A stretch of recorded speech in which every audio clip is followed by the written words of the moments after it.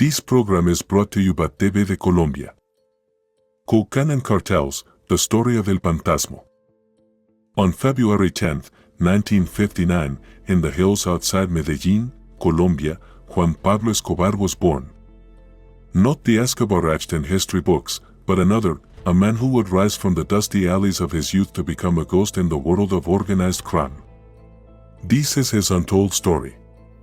Chapter 1, Childhood. Juan Pablo's father was a failed cattle rancher who turned to raising fighting roosters. His mother was a seamstress, famous for stitching contraband into the hems of wedding dresses. From an early age, Juan Pablo revealed his gift for enterprise. At 8, he charged classmates a marble protection fee, money to keep their own toys safe from him. By 12, he had created a candy smuggling scheme, rewrapping cheap sweets and selling them as imports. In a world of scarcity, he had already learned the value of illusion and profit. Chapter 2, Youth and Hustle. As he grew, so did his ambitions. At 17, he forged soccer tickets and tricked fans outside Medellín stadiums. At 20, he controlled a contraband network of jeans, cassette tapes, and cigarettes. But one night in a nightclub, a single conversation changed his destiny.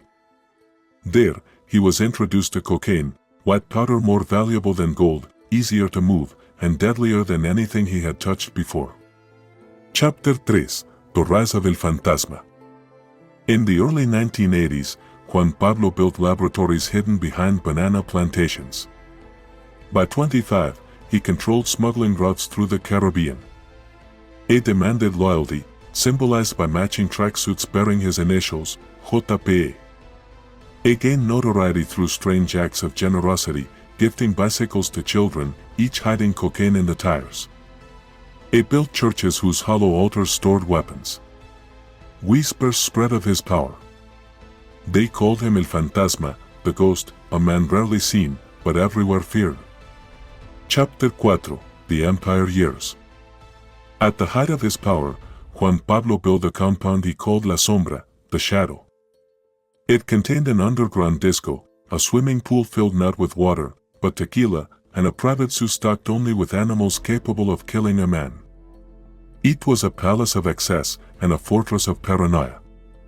It trusted only 3 companions, his mother, his barber, and his pet capybara. Señor Bigote. Chapter 5, Downfall. No empire built on powder endures.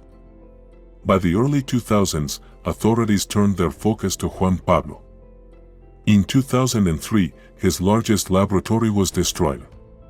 His lieutenants defected, trading his secrets for leniency. Cornered, he vanished into Bogotá's underground tunnels. Like smoke, the ghost slipped away. Chapter 6, Exile and Reinvention.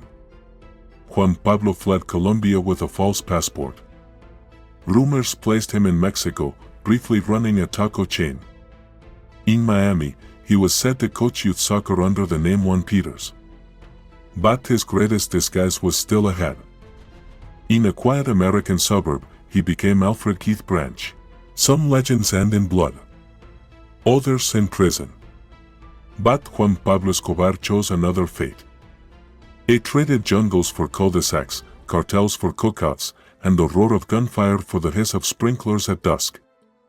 Perhaps he walks among us still, not as El Fantasma, but as a neighbor, a volunteer, a man whose story was never meant to be told.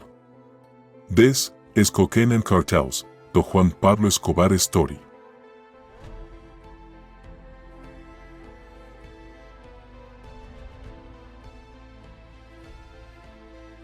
This has been a J Hoodie production.